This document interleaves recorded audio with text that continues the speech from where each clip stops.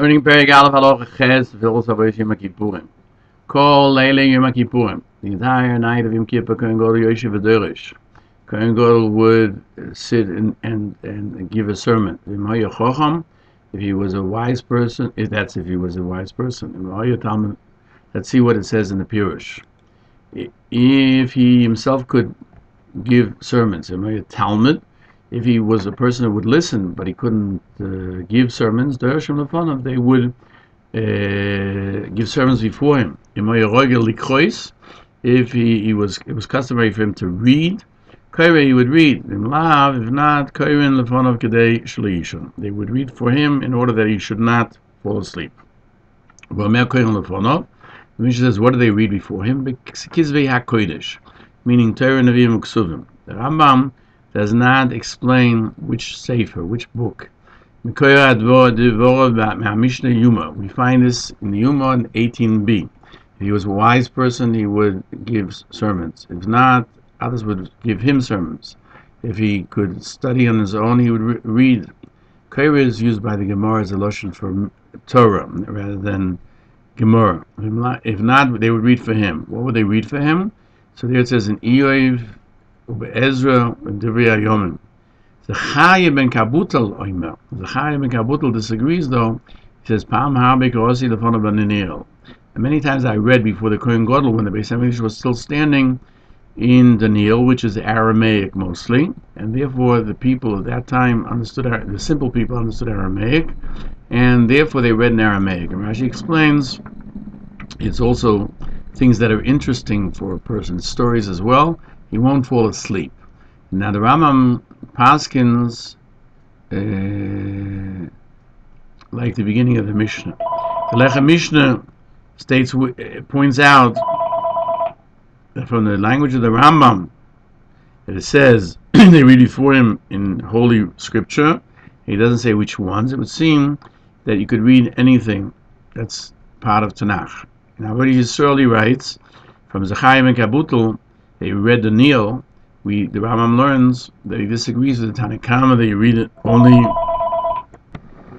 Eoiv, Ezra, and Divrei Hayomim.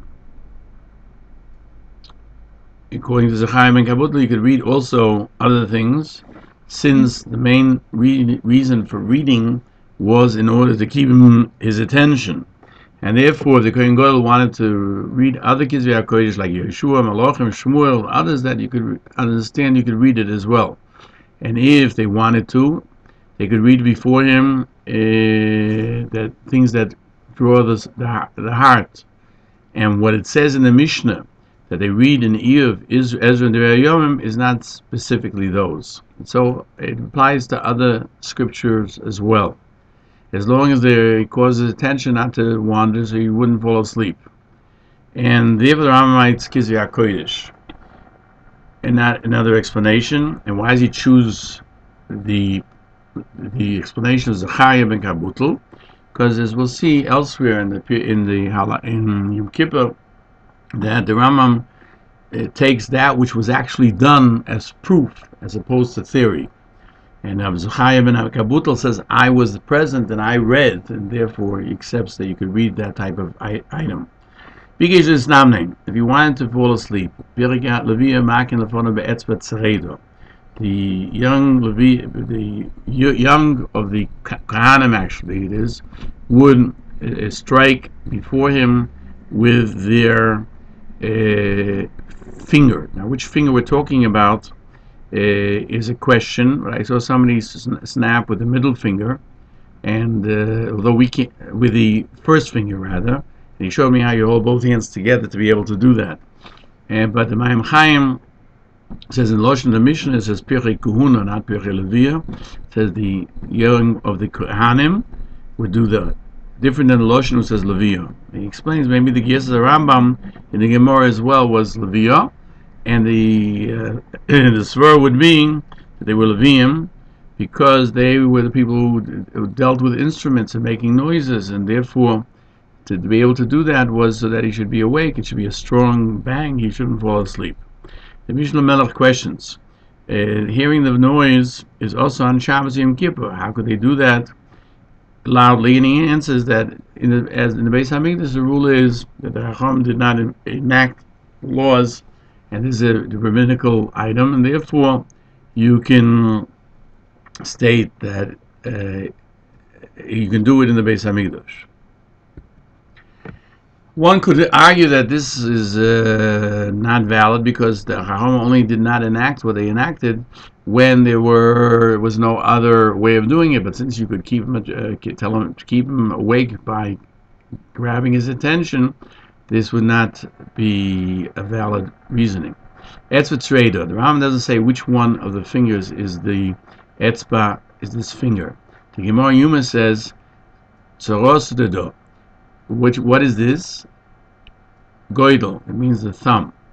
And the Rashi explains it means that's the thumb finger, because you place the finger to the thumb, and it comes. You hear a sound. But Toys Yishanim explain it means the middle finger, which is the longest one, and that you can hear even a louder sound. And I saw somebody who showed me how it's done, but I can't repeat it. I can't do it myself. The Marie Korkis goes at length to explain that the Rambam's explanation is the middle finger, because that's what he writes in the Peirush HaMeir, that the Etzva Tzreida is the one is using the thumb with the middle finger. And you can do many sounds with it. The Rambam it means the middle one. Now what you saw, they explain as it's Tzreida according to Rambam is the middle finger.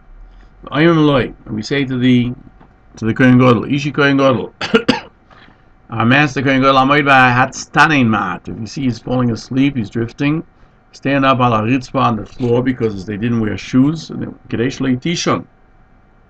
you shouldn't fall asleep. The cold of the floor would seep into his body and it would stop him from sleeping. Al Chadas, meaning they showed him something new.